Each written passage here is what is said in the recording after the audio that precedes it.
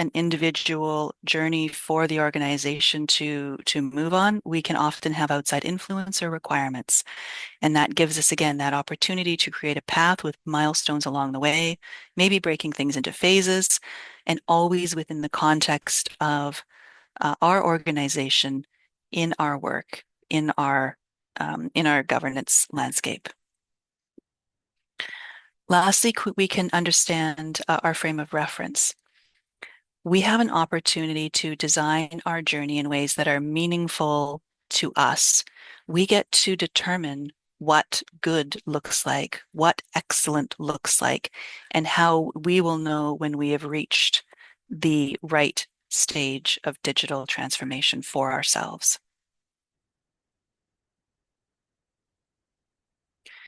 We get to then evaluate and explore each phase of what it means to be on this journey. What does it look like to be digitized, digitalized, or fully transformed? So to help with this, the working group and the network began to imagine a tool that could identify within each phase, digitized, digitalized, or fully transformed, 3 different steps. We started to think about what would it look like to be emerging in a digitized state? How do we know if we're established in a digitized state where we've met this basic competency or basic set of structures that mean do good digitization? And then what would it mean to be exceeding in a certain phase of work? Maybe we've got this ultimate level of digitalization that we could achieve. We have a chance to expand through these growth phases in each phase of work. So the next slide I'm going to show is a lot of words and very tiny words. It's mostly for the structure and the visual of the graphic. Please, I promise you, do not try to zoom in and read anything. We'll look at some of the individual parts over the coming slides. This is the tool that we've begun to develop as our self-assessment matrix, or SAM tool.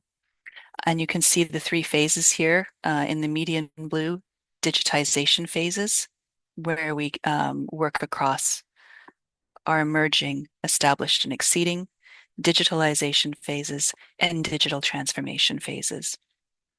This is designed for users to mark their current effort and current activity and really create the starting point for a discussion.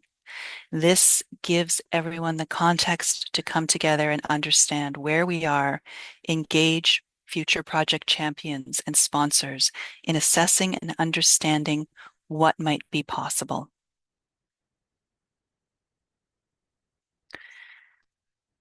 So I want to step back and tell you how we got to that endpoint. We began with taking our resources, ISO IEC 17011, and theming each of the items into topics that we have used as our self-assessment matrix metric. We then validated that we understood who was impacted by each of these areas as we were identifying our themes against our ISO requirements. From here, we mapped these against our organizational structures to understand that we had, again, covered every aspect of our work and every element of our requirements. This listing here became our SAM metrics, grouped by operational activities, sets of internal controls, and governance considerations. I do want to pause here and acknowledge that this work was spearheaded by the former chair of the APAC Digitalization Network, Judd Murray, and he performed a lot of this original mapping and framework of the matrix. Each one of these themed topics then becomes a line item, a process identified in the matrix tool.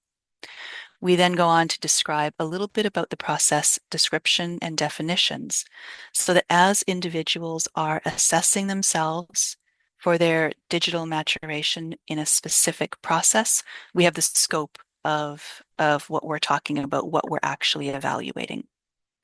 So we've taken the themes and processes for application, scheduling, planning, and delivery of assessments through to reporting and decision making, stepping then into complaints and appeals processes, scheme management, looking at finance and accounts payable and receivable, additional internal controls such as internal audits and peer evaluation activities, governance, risk and compliance, human resources, data management. For each of those process lines, we then begin to extend out, and this is where we can start to identify where we sit as an organization in our digitalization journey. If we are looking at a phase of digitization, are we emerging when we talk about the application process? We're starting to starting to digitize our documents all the way through to we are fully digitized. Have we moved into the digitalization phase where we're beginning to automate some activities, emerging, established, or exceeding, carrying through to digital transformation? And in this particular example, the sample organization has identified themselves in the emerging phase of the digital transformation. The organization can then go through each of these activities and use this tool in their context. The examples that we've provided in each of these areas are meant to be edited and made relevant to each individual group that is doing this. We've provided example spaces, but they can be modified and created as needed. Once we've gone through the spreadsheet and the matrix, now we know where we are. We've got the current state of our digitalization for every area and every process in the organization and steps that we can move towards to go forward. So how do we know where to begin at that point?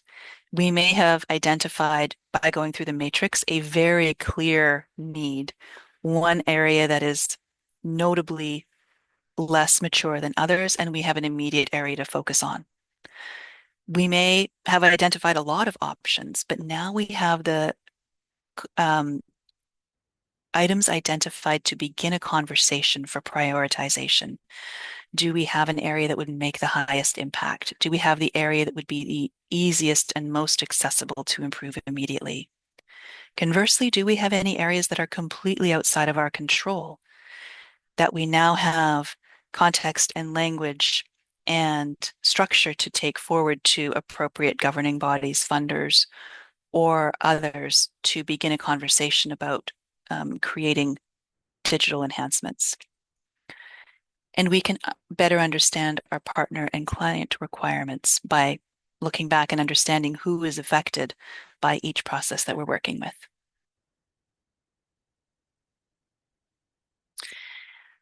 And so we know this is a living document, not only a living document for each individual organization who picks it up to work with it, but a living document in terms of what we provide as a baseline. So the matrix right now is under evaluation and testing with one of our accreditation bodies to validate the usability and to enhance the content that was provided as baseline. So we will be hearing more back from that later this year, and we'll be incorporating changes and recommendations to improve it. We also understand that digitalization keeps going. There is no endpoint. And certainly with AI and AI standards becoming available and validated, we'll have an opportunity to extend what it means to be truly digitally transformed, or maybe even create a fourth column on the end to accommodate the next level.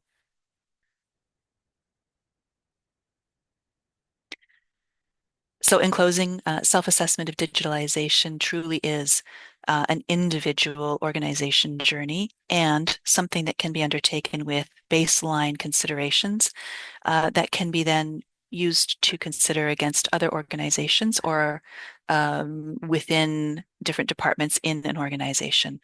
Can be built and constructed for your organization's context and your needs, and is a great tool to begin to create engagement and milestones so that those clear goals can be communicated and aligned with your organization's requirements in your context.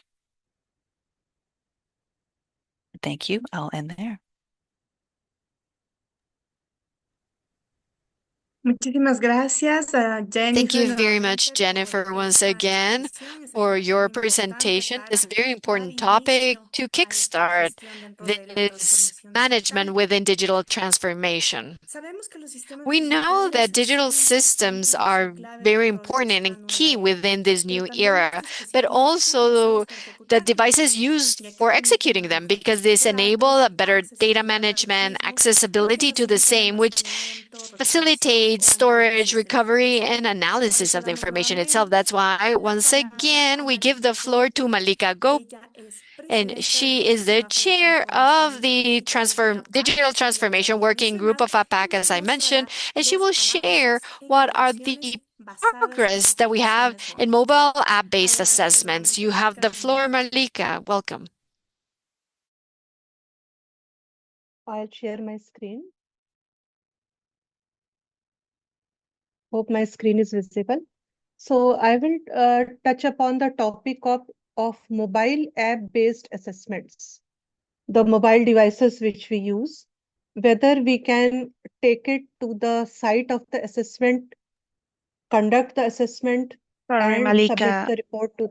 Sorry, Malika, we cannot see your screen. You're not So able you to. can try to share again. It is Yes. visible now. Visible, but you can turn into presentation mode. Yes. Done. Perfect. Now it's Okay. visible. Okay. So the iPad can be carried to the assessment site, and then the mobile Android phone or maybe the Apple MacBook, all those things you can carry to the assessment site and conduct the assessment. The entire laptop you need not carry. So there is a thought process that part of the assessment or part of the accreditation process can be done on the app when the assessor is in the laboratory or the PTP or the reference material producer, and then come back and shift it or transfer it to the web application for that same assessment, and it gets synced. So I will explain in this presentation how this can be conceptualized and implemented. So the app can be customized and owned by the AB itself. So AB can have its own customized app, so there won't be it won't be an open source so that anybody else can take something out of it. The security would be there. Then it can be used in Android-based mobile phone, iPad, etc., and easy to handle. Then, if suppose there is a checklist of the AB as per a particular standard, say ISO 15189 or ISO 17025, then in that case, the app can be, in the app, the checklist can be pre-filled, and based on the assessment that is to be done, the relevant checklist can be selected. And also, there are various assessment techniques that would be used by the assessor. So that also can be pre-filled. A drop-down could perhaps be there, or there could be a different selection method for each assessment technique. So it would become very handy. Then whatever equipment are linked with the test or calibration that is to be witnessed by the assessment team, that also can be selected, and it will get fetched from the application that the CAB has submitted to the accreditation body. So app can be customized as per the AB assessment process, and it can be very, very useful. Now, other salient features are like, if application, whatever is submitted by the CAB, that gets populated in the app, and the assessor, depending upon the availability of personnel, then the premises, then the reference material, proficiency testing, that can entirely be filled in the mobile device. Now, there can be various locations where the assessor would be visiting. So, geotagged selfie with date and timestamp for that particular assessment, for the starting of the assessment, opening meeting, closing meeting, that also can be incorporated in the mobile application.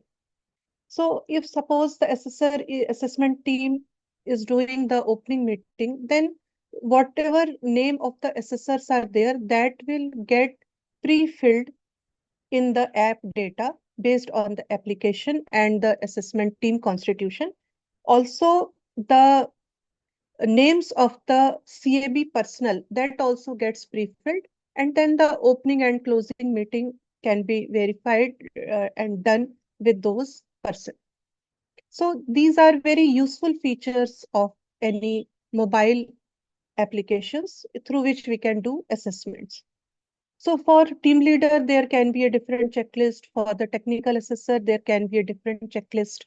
So all those things can be customized and uh, put in the app while it is getting developed for the AB. Now, the AB can also have a provision that if the assessor has uh, assessed all the clauses, so respective clauses get ticked, and whichever clause, some clause is subclause is incomplete, there a prompt can come that so many subclauses are incomplete. So such indicators within the app also would be useful. All these things we are telling in the webinar so that you can think further on this and develop your mobile app based and continue to do your app-based assessment. Then if suppose there are various schemes which the AB is offering, then a particular test to be witnessed or calibration or activity to be witnessed, that also can be customized within the app and assessment technique can be selected. Now, the scope of accreditation can be different for different schemes. So depending upon the scheme which is chosen, the it will get populated in the app based on the app design that the AB can decide. There would be flexibility in editing the data, like suppose the CAB has applied for a particular scope and the assessor feels he can put some remarks and change some value if he is allowed by the AB, then some limited editing capability also can be given to the assessment team so that it gets captured in a different color font or in it can be pulled at some other place so that the summary of changes is there. Some such things can be done by the AB. Then remark on CAP competence also can be for each activity, that also can be given in the through the app. And one very important feature that can be included in the app is that photograph of any activity that is being witnessed, if it is required by the AB, then with the permission of the CAB, the assessors can take that picture and upload it. It would be direct upload into the app. So confidentiality would be respected in that case. Now coming to another useful feature for big assessment teams, when the assessment report is getting compiled, all the team members and the team leader, they are doing in their respective mobile devices. They are doing the assessment, they have the different checklist, they have the different scopes, and they have raised different NCs.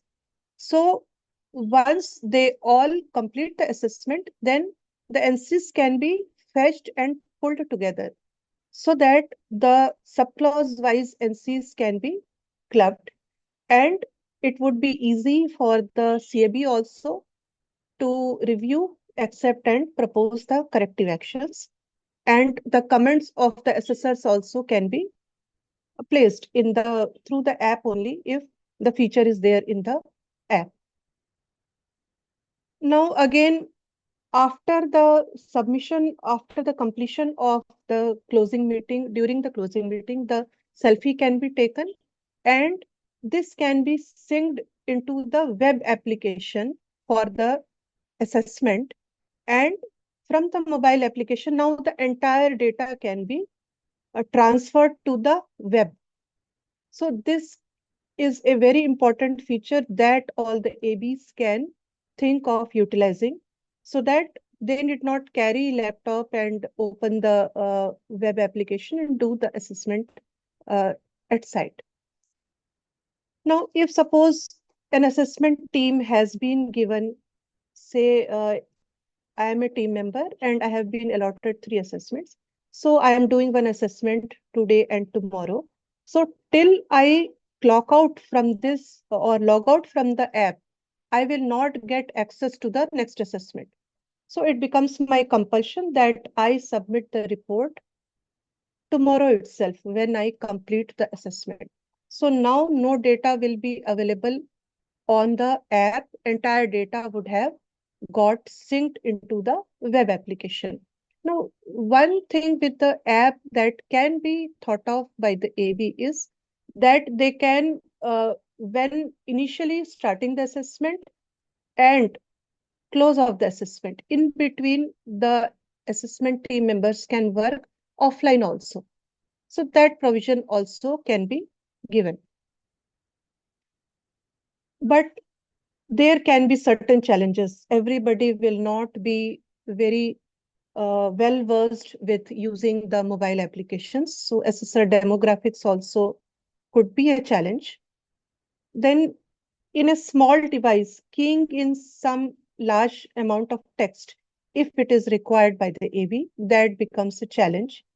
And sometimes the Wi-Fi access at certain areas may be a challenge. If some assessor wants to use the audio conversion to text, that may not capture the thing in entirety, and it may be a challenge for the AB to understand.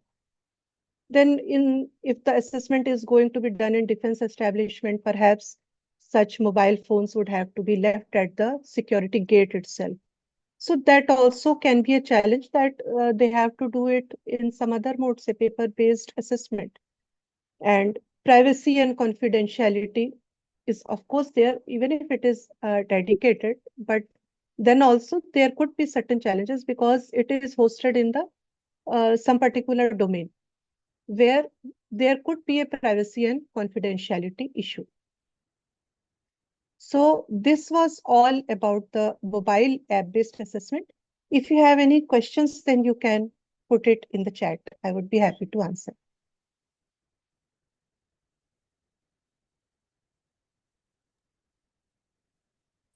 Muchísimas gracias, Malika, por su exposición. Y como Thank ya you lo very much, mencionó, Malika, for your está presentation. As you mentioned, we have the module for questions and answers is active in the lower or the inferior bar of these Zoom meetings, so that you can send any concern, questions, and you will receive an answer. Let's continue.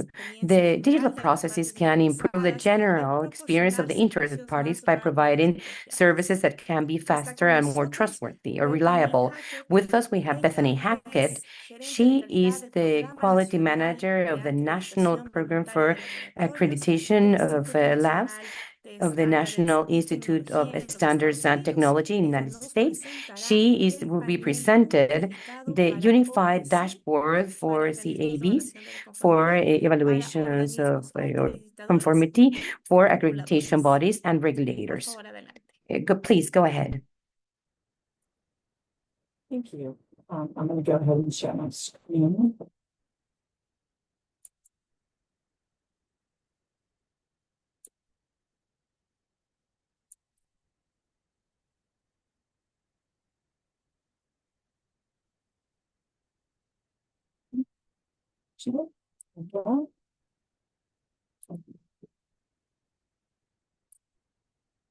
So yeah, thank you for the opportunity. So what I'm going to talk about is that NAVLAP has incorporated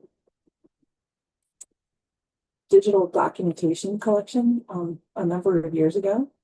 And with that, we created portals that allow both the CABs and the assessors to be able to upload and provide documentation that are able to see each other based on what NAVLAP has determined were available accesses to those. The portals also provide the security of how NAVLAP retains and manages the information that's within our control.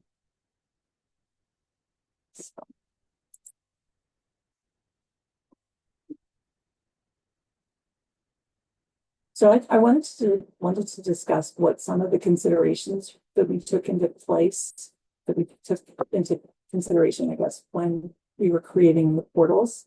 Obviously, a big part of it was what our international criteria were. So for ISO IEC 17011, where we were looking at the criteria that we as an accreditation body was required to meet, what information we were required to collect from our CABs to begin the accreditation process. And then we also looked at the 17025 standard to determine what the laboratories would need to provide in support of their accreditation to that standard. So the collection of the CAB information in the form of an application. It allowed us to impartially collect the data because we used a set of base documentation that every CAB has to provide as part of that application process. There are programs that may have additional information that needs to be submitted, and that's oftentimes based on regulatory, stakeholder, or industry requirements. As a federal organization, we are also required to meet the mandates for privacy and security for access and use. One of the more recent security measures that we've been required to implement is the multi-factor authentication. So our CAB portal and our assessor portal also both have that additional step and feature that require this multi-factor authentication to access the data that they have there. Another area that we wanted to look at is what did the customer need? So we wanted to provide a secure repository for the CAB's documentation. So once they provided it to us as an accreditation body, we wanted to ensure that we had the best possible security and to maintain confidentiality with the documentation that they provide.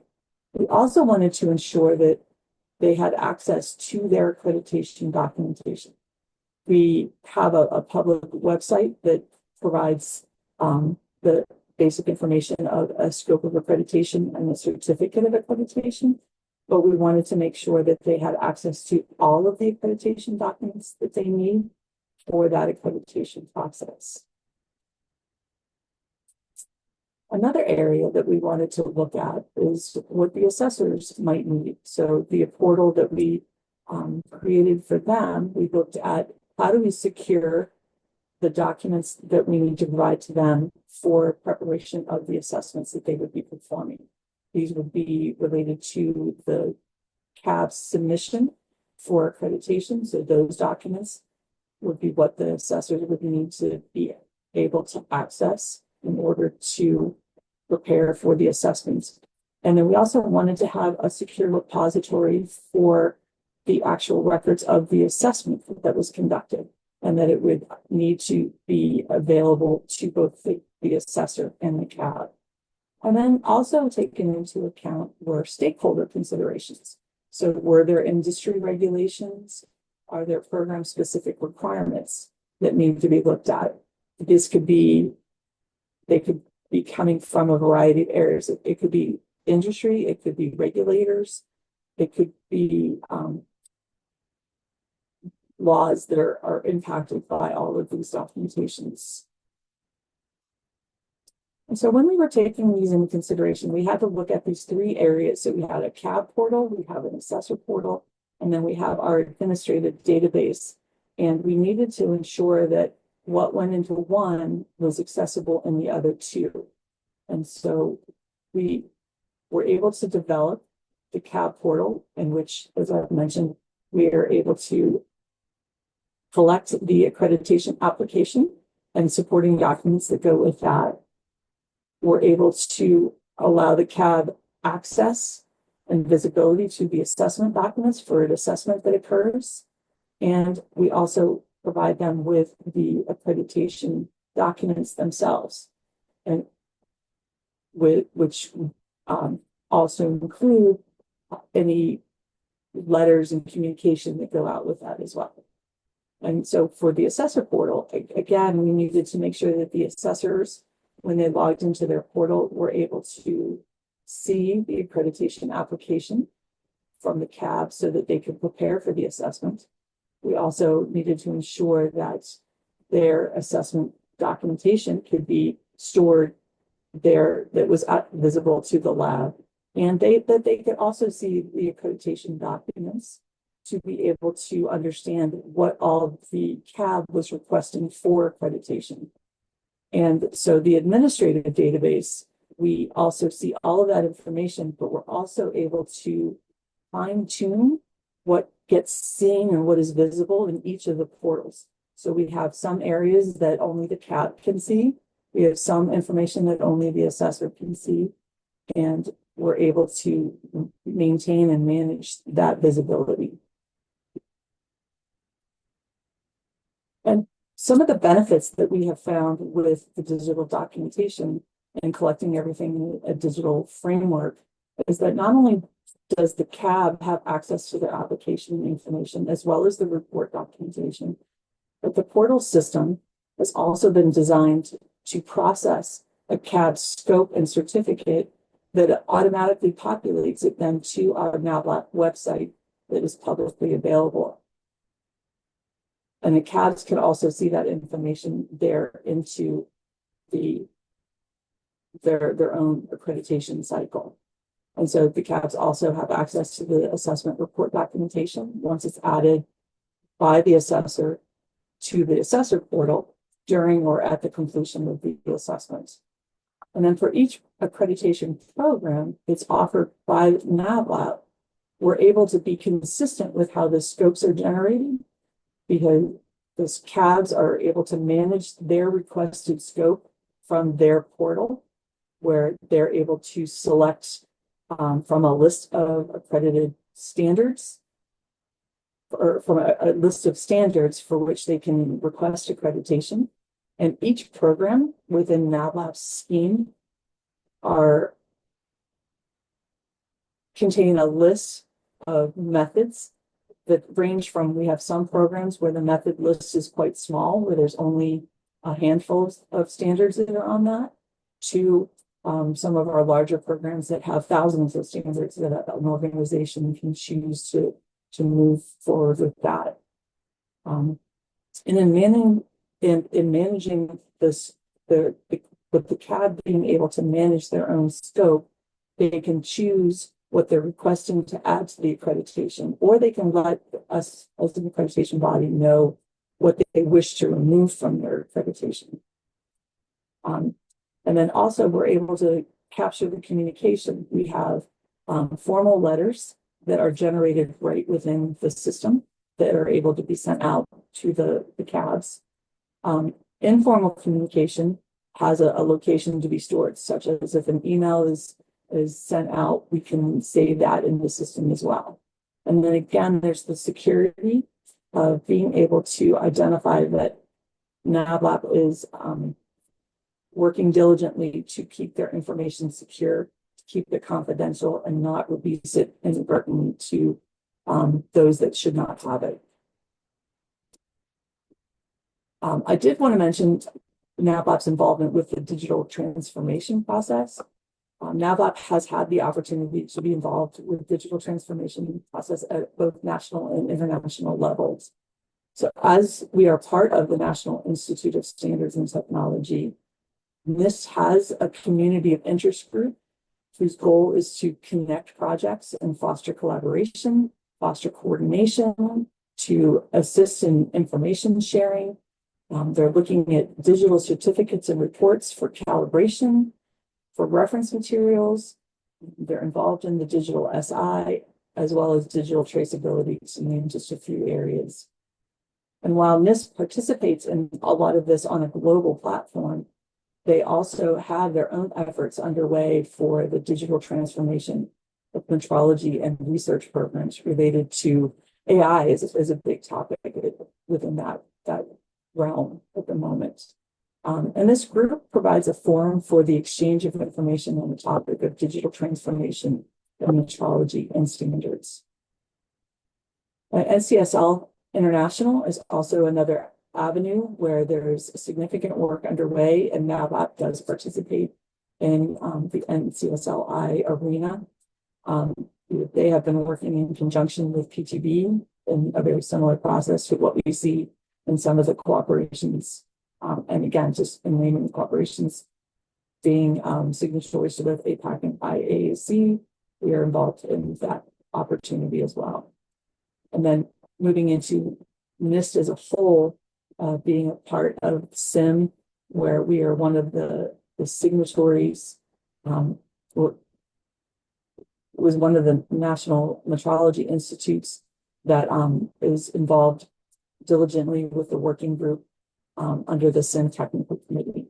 And then just another one is the CIPM, which has established a forum for metrology and digitization, in which NIST is a member, and MI of that group as well.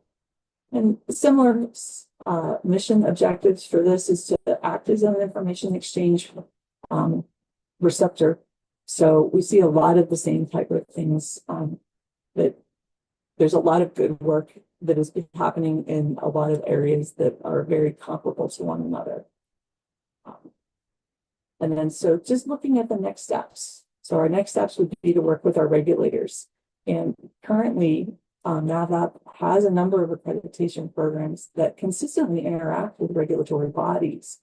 But within those interactions, there's not an interface between our AB portal and the regulator portal. So that we have several programs that rely on very specific individual submissions to these external portals. And so I identified two that are very common within the NAVAP programs. One would be the Federal Communications Commission, where the NAVAP has to individually upload for each CAB that we have. And then for the Innovation, Science, and Economic Development for ISET in Canada, we also have a very similar thing with our foreign entities or foreign CABs that we accredit, that we also have to provide that individually to the regulatory agency. So that was just a brief overview on what we've done as far as our own document digitalization to interact with the portals and go from there. So if there's any questions, I'm happy to answer them.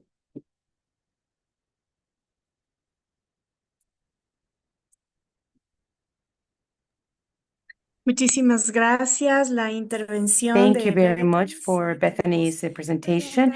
We do have some questions, and we ask the panel members to continue helping us and collaborating by providing answers on the internal module that we have so that we can continue with the event. In this process of digitalization process, it is important to keep in mind the security of the information to guarantee robust systems and continuous update in order to face potential threats. All of these in order to facilitate safe access to information. For the next presentation, we have with us Nikhil Kumar, who is the present Deputy Director of the National Accreditation Board of Laboratories of Trials and Calibration in India. With his broad experience, he's going to be talking about the intelligent use of reconstructed data. So go ahead, Nikhil, please. Thank you, Veronica. Good morning, good day to all the invitees joined into this webinar. Let me share my screen first.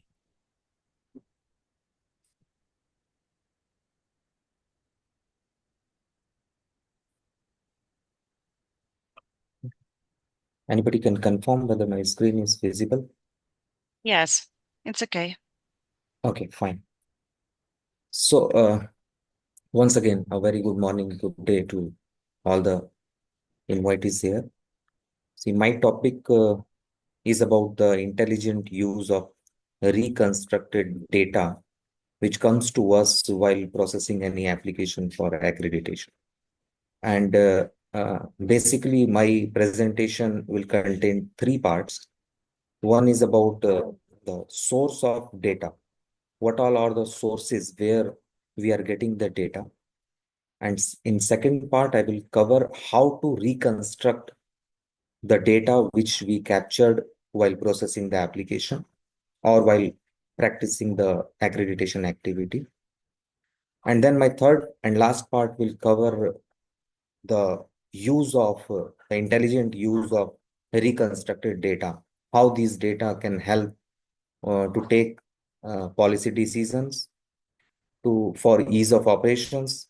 So there are a lot of benefits if we have the data and we can use them. So coming back to my first part of this, the source of data. See, as far as this standard is concerned, ISO 17011.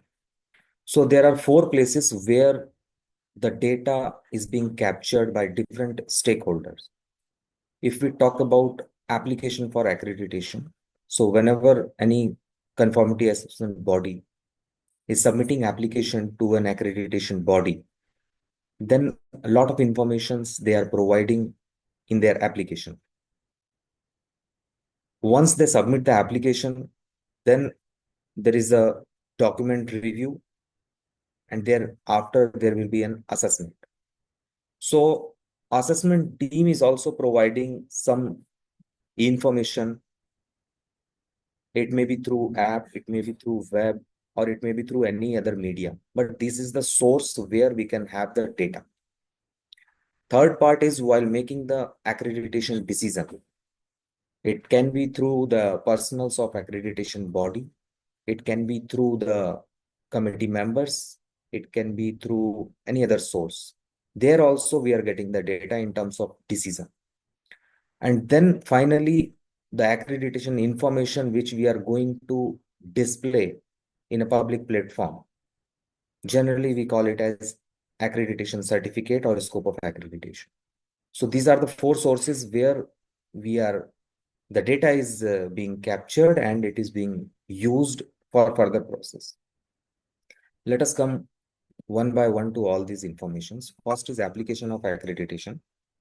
So where a lot of information we are getting, these are some of the example like legal entity, name, address, legal status, the resource requirement, the employees requirement, resources with the laboratory. It can contain manpower, it can contain equipment, it can contain the reference material being used, and also the information with respect to the participation in proficiency testing or interlaboratory comparison. So these are the information.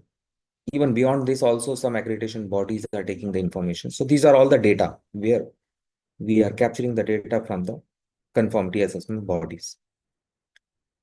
If we talk about assessment team, so whenever assessment team is going for assessment, there also they are capturing the data, as we have seen in our earlier speaker, that test witnesses are there. Sometimes they are capturing the image, sometimes they are putting the notes, sometimes they are giving some observations. So these are all the information which we are capturing into the system. So this is one more source of informations. So third is accreditation decision making, where either we are granting accreditation or any other decision. It can be extension, it can be reducing, suspension, withdrawal. In terms of decision, we are taking the information. This is again a source of data. And last part where we are giving the accreditation information. Basically, it's a scope of accreditation where we are giving many informations like the measurement method. Scope of accreditation can contain the product or material, the measurement method, the test method. It can sometimes we are giving the instrument detail also, the range, in which the conformity assessment body can work along with the measurement uncertainty. So these are all informations which we are giving, and this is applicable for all type of conformity assessment body. It can be a testing laboratory, it can be a calibration laboratory, it can be a medical testing laboratory, the proficiency testing provider, or a reference material producer. Let us come to the second part, where we will talk about the reconstruction of data. See, data can be used when it is authentic and it is in structured way. So, for example, in our economy, when we are talking about the legal entity of any particular conformity assessment body, so we have divided, or we have structured this legal entity into 5 types. A laboratory can have a conformity assessment body can have a legal entity in, it can be registered under Companies Act. The CAB can be registered under Limited Liability Partnership Act. The lab can be a society or under a Trust Act, or it can be a government body, or it can be a proprietorship under one person company. So these are the 5 things which we have structured. So whenever a laboratory has to submit its legal entity, they have to select a drop-down menu. These 5 options will come. They have to select one and they have to upload their document against any of these legal entity information. So in that way, we are getting a structured data. So in future, if we want to use this data, or we can, we have to give the information that how many companies, how many legal entities, or how many laboratories are there which is having a legal entity under Companies Act. So in this way, we can use this structured data to take some policy decision. Similarly, when we are talking about type of CAB, so in 17011, it's talk about type of CAB, but we have segregated it into number of categories. Like it can be a in-house laboratory for manufacturer or R&D institutes. This can be a in-house laboratory. For a commercial CAB, it can be open to others. One more category we have given is partially open to others. So they are doing their in-house job as well as they are taking the activity of external customers. So basically we have divided into 3 categories. If we talk about the scope of accreditation, then also our accreditation body can have different substructure data for scope of accreditation. They can divide the scope of accreditation into some categories, and they can use the masters also for them. Like for example, it's a field. So field generally in our economy stands for either it is a testing, calibration, medical, proficiency testing provider, or reference material producer. So these are the 5 fields. Similarly, in case of once they have selected the field, suppose a conformity assessment body has selected a field is testing. Then it comes to discipline. In testing, what discipline they are applying? It can be a chemical discipline, mechanical discipline, non-destructive testing, fluid flow, like this, forensic. These are the discipline. Then we can go to further like sub-discipline. So in fact, we can go further like group, matrix, test method. In that way, we can structure the data and we can have masters for them also. So this is one way of standardizing the data. Then it comes to the use of reconstructed data. So nowadays, a lot of softwares are there. Whenever you feed the data, it can give you some bar charts, pie charts, and all the informations. This will help you to analyze the data and to take a decision onto it. For example, for an accreditation body, how this data will help you? It can help you for ease of operation. For example, when we are processing an application on a digital platform, then we are capturing the times also that from one stage to other stage. from one stage to next stage, how much time it is taking. So by analyzing it, we can have an information that which process or which step is taking long time, or there is some problem in the process. So in that way, we can analyze and then we can have some remedies or corrective action for that, so that we can ease out the operation. For example, next is monitoring and planning of cab assessment program, surveillance. It can be a surveillance activity, it can be renewal or load distribution. So once we have given the accreditation, so based on our cycle, the system can give the automatic reminder to the cabs for their surveillance activity or for their renewal activity. In fact, for load distribution also, and the PTILC plan. So when we have a PTILC plan, system can help us to monitor those activities, and it can give us the rapid alerts so that we can take action accordingly. Blind spot. See, when we are having all this information, we can plot that which area is having most of the laboratories, which area is having the less number of cabs. So in that, which area is having less number of assessors.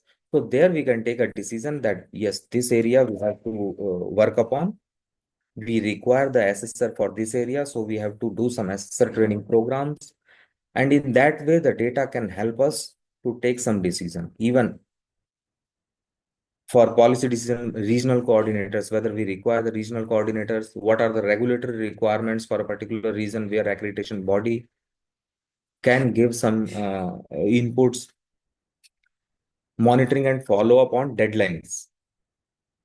So this is also that what I have explained earlier. For a particular given process, what is the time being taken? What is the time being allotted? Is there any gap? So that gap can be filled by these informations. Rapid alerts are also there.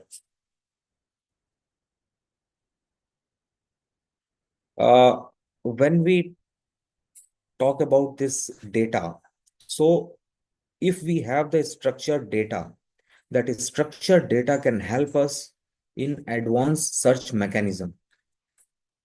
Nowadays, everybody is looking for ready-made informations. Means if I want a laboratory or I want a conformity assessment body, what all are the conformity assessment bodies that can test a particular product?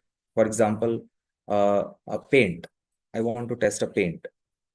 So I want to get the details of all the conformity assessment bodies who can do the testing of paints in my region. So in this way, we can have an advanced search mechanism wherein we will type the product name, paint, and the region, and it will give me a list of accredited conformity assessment bodies in that particular region where I can submit my product for testing. So these advanced search mechanism can have these parameters like accreditation program wise. How many testing laboratories are there into that particular region? How many medical testing laboratory? How many PT providers, reference material producer? So if we have the data, then we can have these all advanced search mechanism. Specific sector wise, food testing laboratory. In COVID also, who all are the laboratories which can do the COVID test? Like if I want to get the information of conformity assessment body which can test energy meter, high voltage. CMC is basically for calibration laboratories where I can search the laboratories which can have a calibration measurement capability of this much. So in this way, I can have the search mechanism based on a specific sector, specific product, a specific test method, specific range. And then based on category also, like government lab, private lab, in-house lab, anything. Any complex search mechanism can be done easily when we have the data in a constructed way. So in that way, we can have the search mechanism. In fact, when we have the data in a structured way, then we can generate a lot of MIS reports also. And these MIS reports will take very less time if the data is structured. So the most important is the structure of the data. If we have all the inputs from the masters, that is from the drop-down menu, then these all functions will work very smoothly. We can face the challenges when we are taking the input from the when we are taking in a input in text box, like text box, or the laboratories or conformity assessment bodies are giving the input in texts. So there, these all applications, we can face the challenges. But if we use the masters, then these all operations are very smooth and it will give you a correct picture. We can use the APIs to transfer the data from one place to other place. Even in our economy, we are using that whenever any the list of accredited cabs are to be given to government or regulators. We are giving a API, and then the data can be transferred within a minute. One more topic is there, AI, artificial intelligence. See, nowadays in every area, this artificial intelligence is coming into picture, and it is very useful also, subject to that you have to do it on your own historical data. If you are using some automated AI softwares and you are trying to use it, first you have to validate it, then and only it can be used. Transfer and exchange of data when the system are digitized, then it is very easy. There are few limitations also for this. When you are using too much logics into the system, then you can face a challenge of speed. If you are having some free test instead of masters, then also you can face challenges. Confidentiality and security is always a concern. In fact, if we are, if we are using these digital platforms and we are using any third party for development of software or storage of data, then we have to take care of confidentiality and security. Again, we have to use our own historical data to create some masters, like an accreditation body is running accreditation activity from last 5 years or 7 years, and they are using this digital platform. They can use their own data, and then they can make some masters, which will help the upcoming laboratories or conformity assessment bodies to fill the information, and then we can process it. Most important is we should have the structured data. We can have the inputs from drop down, and then these all functions are very smooth. So this is all from my side.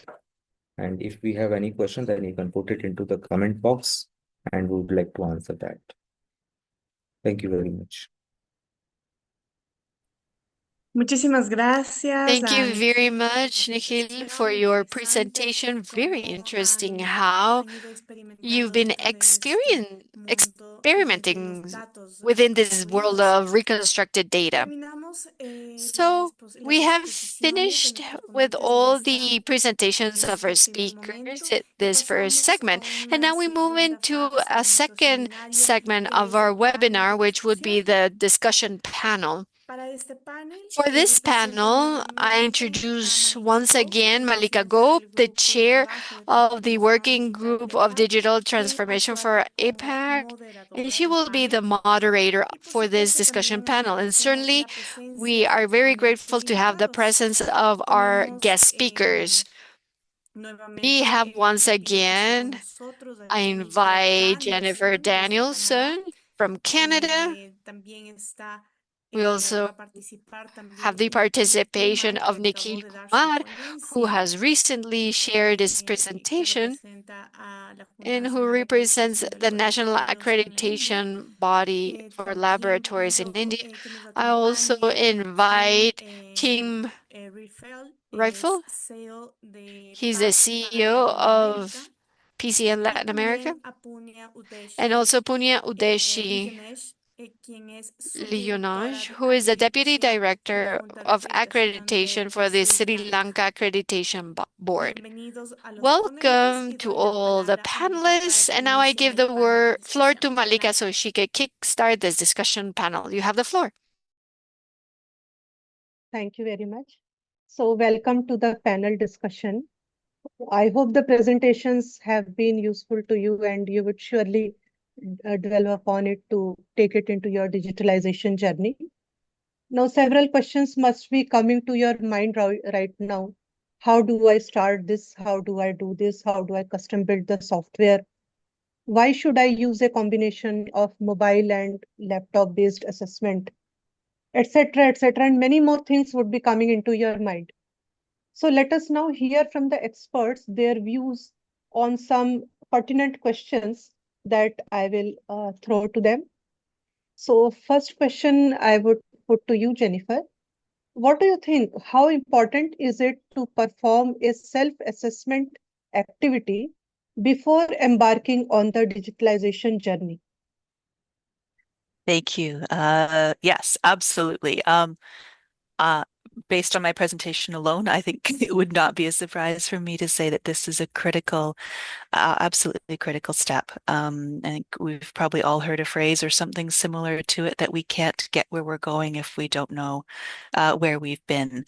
And so this being able to understand where we are very clearly and very succinctly just creates a better starting place, a better pathway forward, and a lot less spinning our wheels in the project as we move forward. We may, maybe discover lots of exciting things along the way, but it would be much less efficient, and we may end up creating things that we don't need or aren't effective for us if we don't have clear understanding of exactly what we do right now so that we can map out that path forward. I would say it's an absolutely critical first step. Thank you very much, Jen. So that is precisely what is going through our minds. Mm-hmm. And now I would like to ask Punya the same question. How important is it, according to you, to perform a self-assessment activity before starting the digitalization? Yes, Malika. SLAB, because I'm working in SLAB, and as an AB, we operate multiple schemes, and but our accreditation procedure remains same for all the accreditation schemes. As SLAB, when we establish our system, it was difficult for me and SLAB to accommodate all schemes and scheme requirements through a single system or single platform, because we operate 12 separate main schemes like testing, medical inspection, PTB, RMP, system certification, product certification, personal certification, as well as the VBB and GLP2. So over these schemes, and we have more than 15 different sub-schemes, especially for the system certifications, product certifications, VBB for gold standard, ICAO COSIA, GHE, water footprint, carbon footprint, likewise.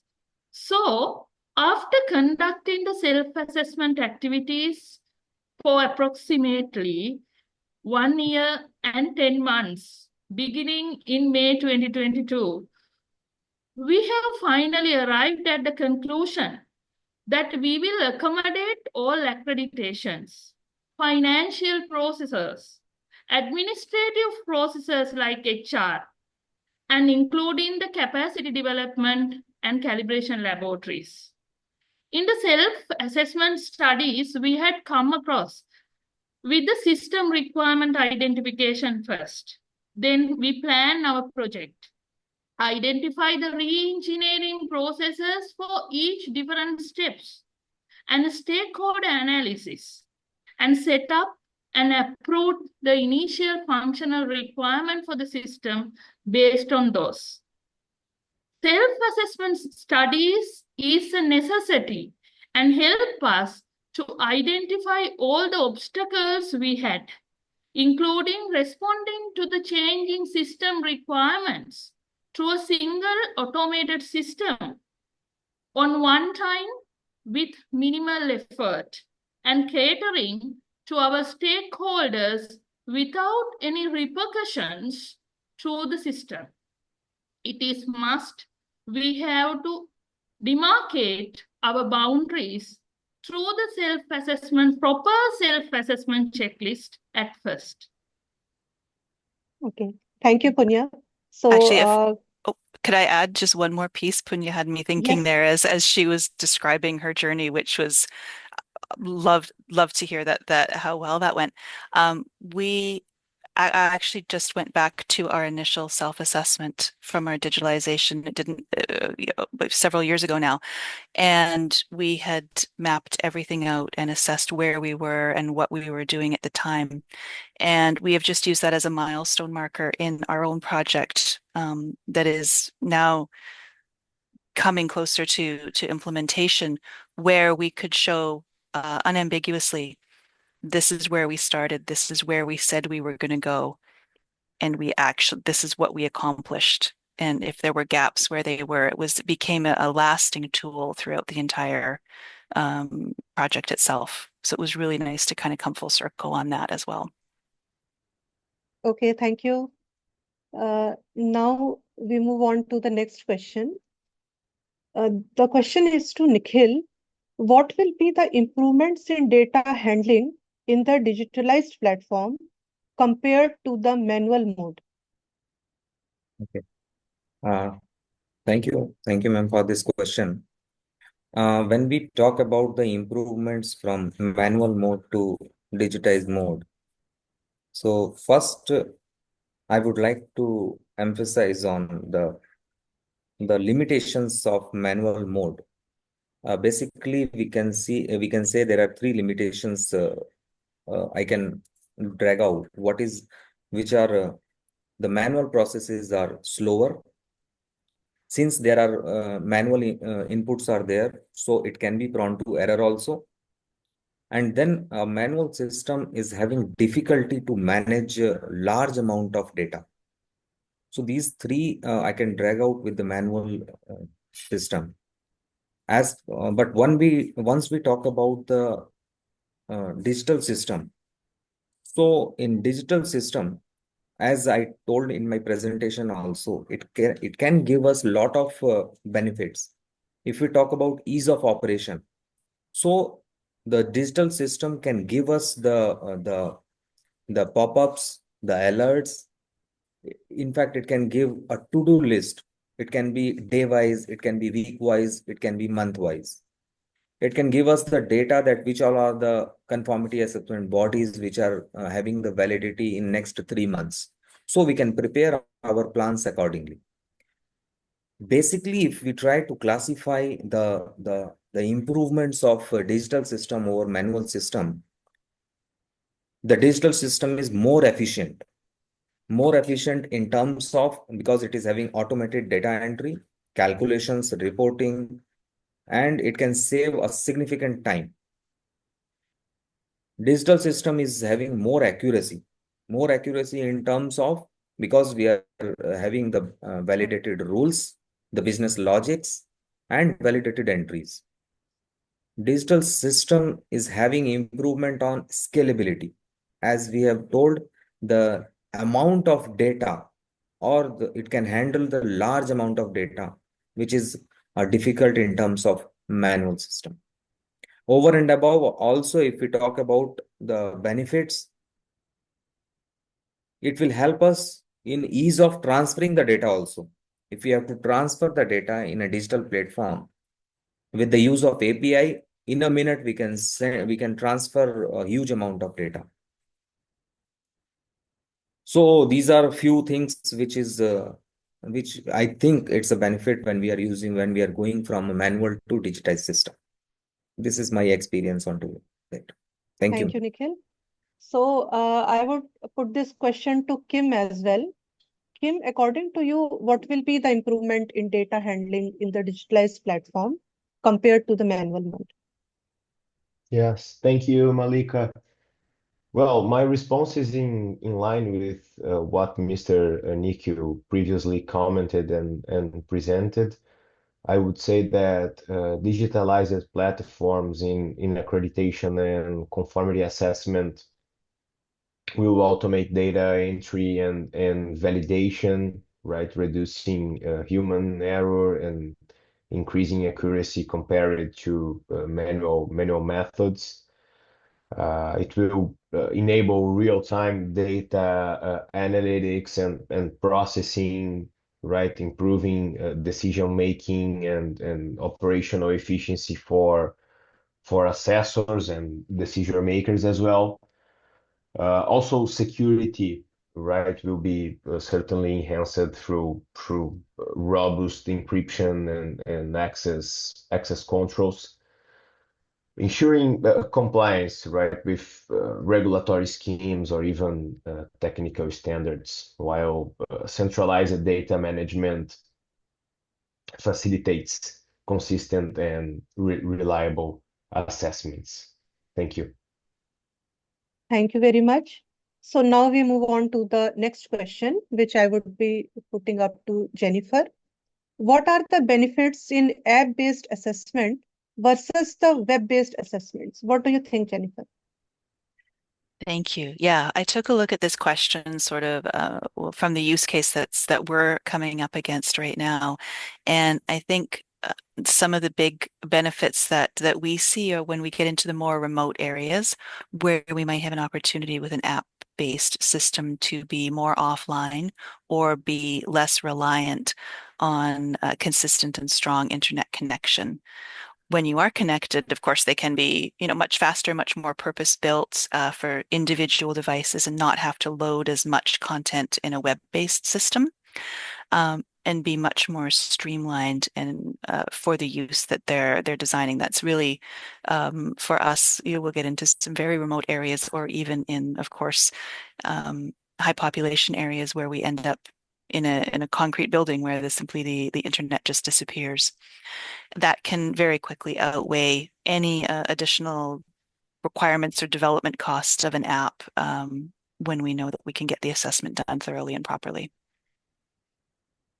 Thank you, Jen. So this question I would put up to Kim also. Like, what is your view? What are the benefits in app-based assessment versus web-based assessment? Yes, thank you, Malika. Well, I would also say that app-based assessments offer a versatility, right, and reliability also by enabling offline use, those pre-filled checklists that were mentioned in the presentation, and also geotag and selfies for on-site verification, right, making them ideal for locations with limited connectivity, as it was also mentioned by Jennifer.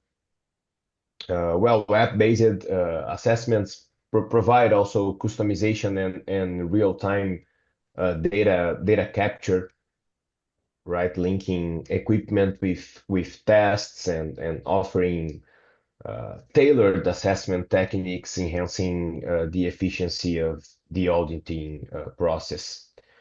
In contrast, I would say that web-based assessments, well, they offer platform independence and ease of maintenance with seamless updates and centralized access to reports post assessments.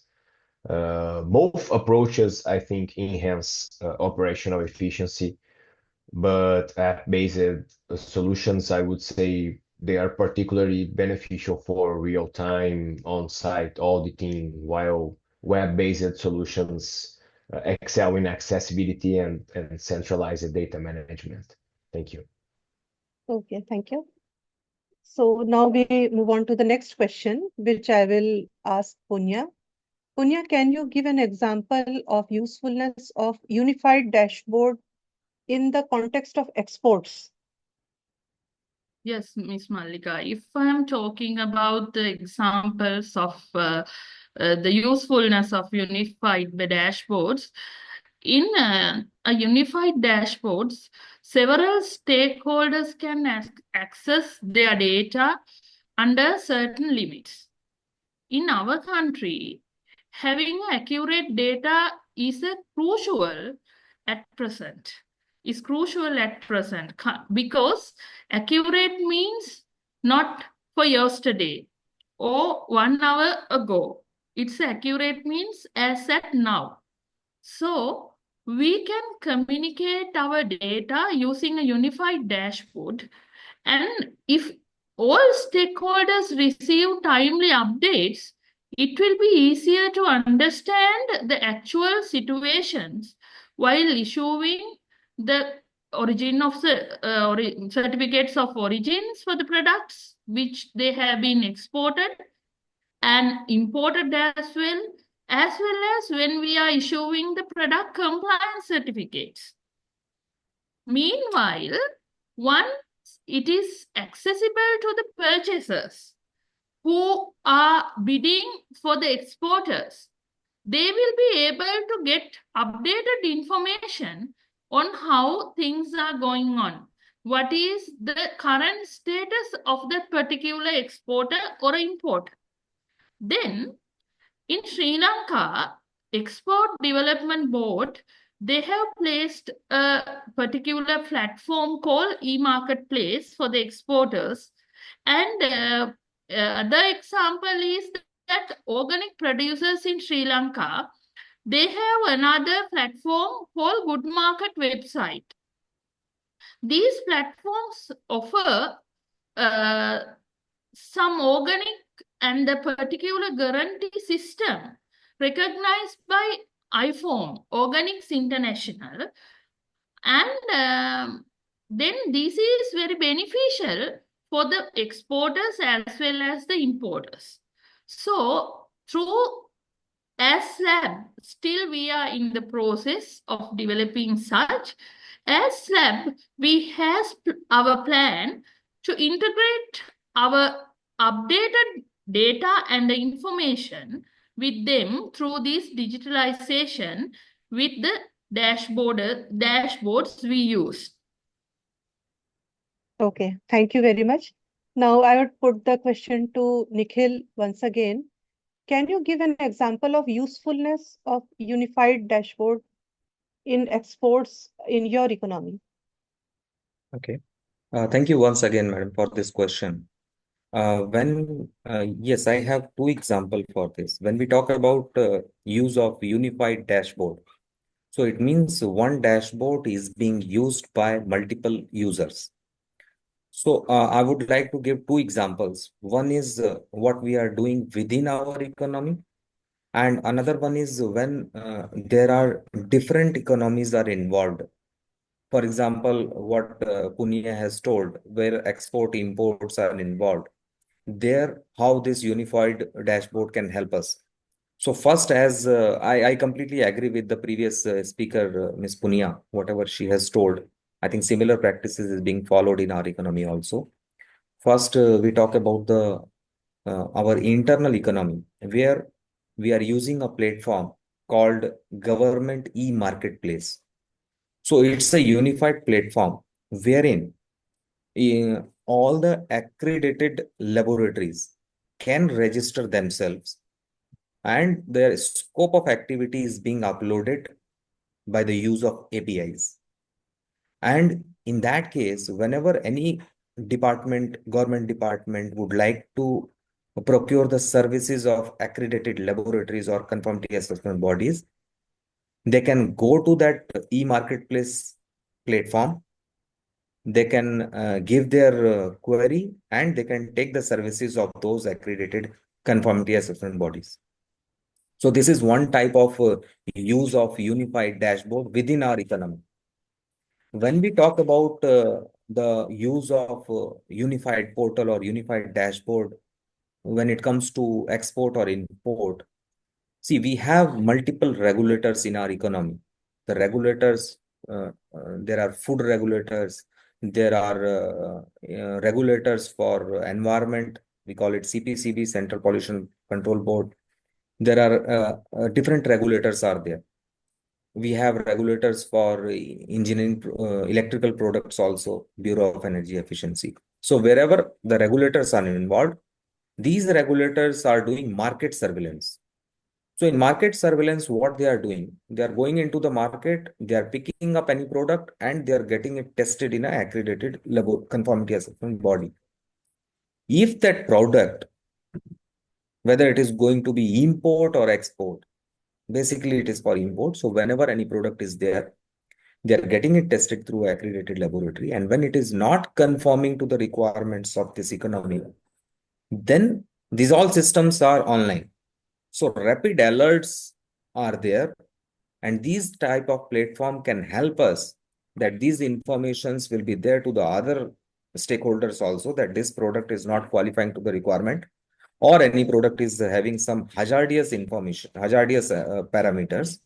So in that case, through those rapid alerts, the government can take actions and they can call off those products, and the team, the relevant team can work for dispose of whatever material has been landed.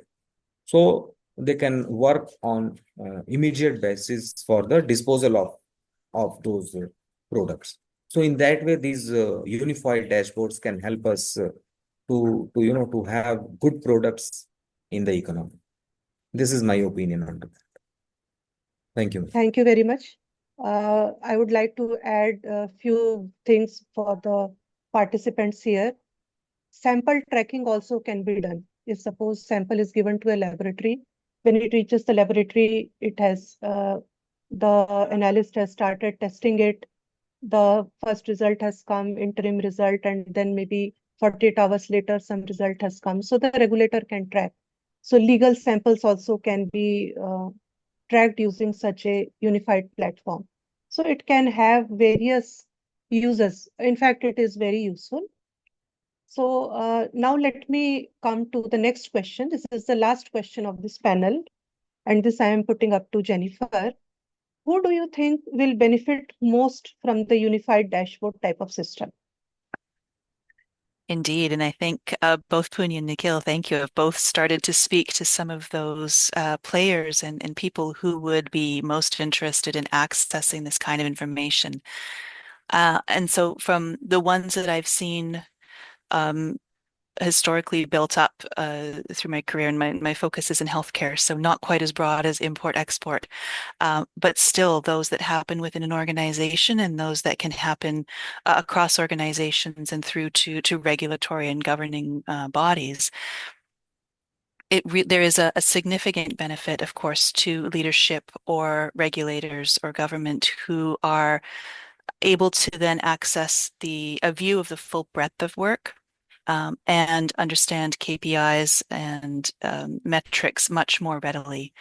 There is also a significant benefit to bringing to light critical paths and upstream or downstream activities that can support sibling departments or sibling organizations or even individual team members about workload and efforts that may be happening nearby that can impact what they're about to do or what they're trying to accomplish.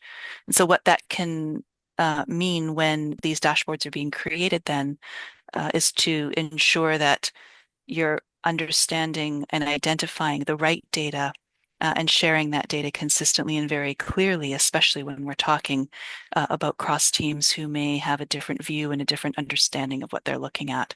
So it gives a really good opportunity to get everybody on the same page. Yeah, thank you, Jennifer.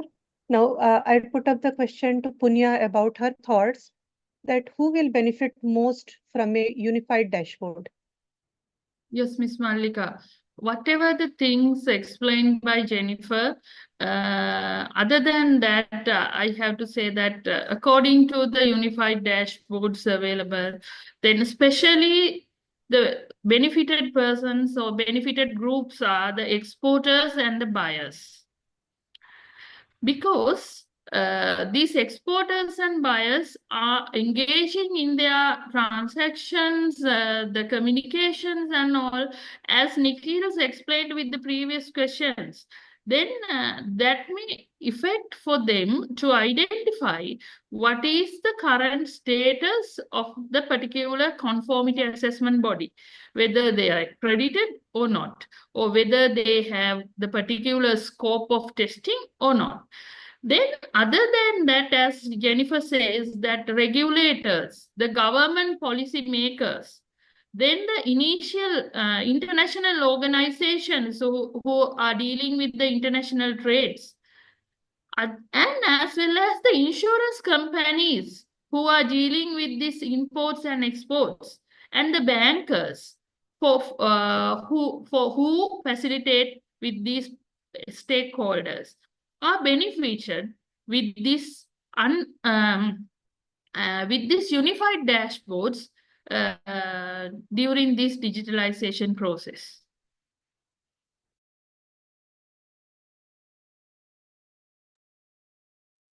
Yes, Malika. Ma'am, you are muted. You have to unmute. Okay. Thank you very much, Punya. And so, to sum up the panel discussion, we could hear from our experts present here about the importance of the self-assessment activity, like before embarking on the digitalization journey, how important it is to make a self-assessment where we are and what all resources are required, what is the scalability required in the coming years, and many other things that are to be considered. So self-assessment is very, very important. Then we discussed about the data handling in digitalized platform compared to manual mode. So certainly there are benefits, there are huge benefits, and we actually don't have any option to move to digitalization. We cannot remain in manual mode for much longer period of time. We have to digitalize. So we don't have any other options. So there are numerous benefits. Then the app-based assessment. There are many benefits of the app-based assessments also. Web-based assessments are useful, of course. They give us access to quite large number of files if we can see them while doing the assessment. In app, we may not be able to see some previous assessment report or some such thing. But then it is a very handy tool to do the assessment with the app and then to integrate it with the web-based so that the assessment team doing the assessment is facilitated, the ease of assessment is there, and then to complete the report, he uses or she uses the web-based application. Then coming to the usefulness of unified dashboard. This is certainly going to be the thing in the coming days. It is already in implementation in various economies, and this is useful for the various stakeholders. It is useful for the regulatory bodies, for the exporters and importers, for the test labs, for the agencies who are dealing with the export and import. So this, and apart from that, if any other like procurement organization, like Nikhil was saying, there is the government e-marketplace. So such type of listing is there, the scopes are available at one platform. So with tailor-made access for regulator, tailor-made access for the AB, tailor-made access for the CABs and other users, there could be some consumer organizations also who want to assess those data. So with limited access or access for particular segments, this is going to be very, very useful. So unified dashboard also is going to be very useful. So we come to the close of the panel discussion here. Thank you all. Thank you all the panelists for giving such insightful ideas into the panel discussion. Thank you very much. Muchísimas gracias a todos quienes han participado el día de hoy. Thank you very much to you all, those of you who participated today. And really, digital transformation is a reality, and we are down the correct path after we've heard all of these interventions. Both regions have the same objective, and it is to deliver the best accreditation services. And now with digital tools that will facilitate the exchange of information with more transparency and visibility in the different status of the process. analysis, always with the continuous improvement of management, of course. We would like to thank those who were a part of the organization for this seminar, those who lead both accreditation cooperations, to IAAC and APAC for the support in the activities in this road down towards a digital transformation. And to close the event, we open the floor for Malika. Once again, please, Malika, the final words in order to finish or to end the seminar, please. Thank you very much, Veronica. So it is an honor to be part of this wonderful initiative of IAAC and APAC. In fact, it was in the middle of last year when both the ADAPT and A4DT, which are the PTB project in the Asia Pacific as well as the Inter-American region, we came together and conceptualized the first webinar, which was there in July. And then after that, we thought that we should do joint program, which will benefit both the regions. So that is how we are here, and we have come to the conclusion of the second webinar. So first of all, I would like to thank the project steering committee members of the PTB, APAC, and IAAC project. We have our PTB experts also here. From the ADAPT side, we have Mr. Graham Talbot, and from the IAC side, we have Alexi. And with their constant support and guidance, we could come to the or complete this program successfully. And our sincere thanks to the APAC and IAC Executive Committee and the Secretariat for their continuous encouragement. And without the presence of the participants, without the efforts of the presenters and panelists, both the webinars would not have been successful. And the organizing team, the publicity team, and the coordination between the ADAPT and A4DT, that was marvelous. So thanks to all of you. Now, although we are spread over various continents and several time zones, the presence of each one of you and each one of us in the panel is a testimony that the benefit of technology can give us. So let us use the digitalization and the emerging technologies to benefit all, share experiences in further events. I'm sure we are going to do more because we find this is very much useful. So with this, once again, I would like to thank all of you. Have a great day. Good night, wherever you are. Thank you very much.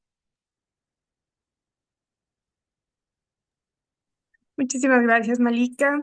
Y obviamente Thank you auguramos que very todas much, las Malika. actividades que And we emprendan en foresee that digitalización y every activity transformación that you are digital, going to undertake in habrá digitalization las and dos digital regiones sean un éxito. transformation in both regions are going to be successful, and that you might continue with the work that you do.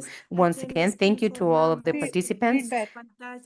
And we would Feedback, like you to can put the inform. feedback. You can put the feedback form, please. Feedback form link.